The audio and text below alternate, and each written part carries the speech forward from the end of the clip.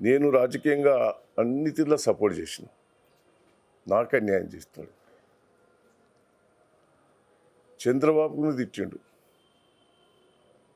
ఇంట్లోకి పోయిన తర్వాత కేసీఆర్ని తిట్టితే, దయాకర్రావుని తిట్టితే అది జనం ఎట్లా నమ్ముతారు చెప్పండి? ఇట్లా ద్రోహం చేయొద్దు. నాకున్న రాజకీయ నేను ఇప్పటి వరకు నేను ఎన్టీ రామారావు నా దేవుడు అంటాను.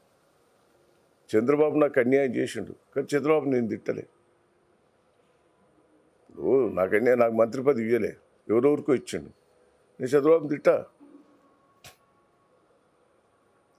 తప్పు.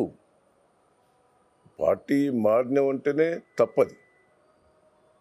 నీకేం అన్యాయం చేసినావని పార్టీ మార్చారు? ఒక సిట్టింగ్ ఎమ్మెల్యే కానీ అని నీకు టికెట్ ఇచ్చారే, నీ బిడ్డ సీటు కావాలని నువ్వు అడిగితే కూడా సీట్ ఇచ్చాడే.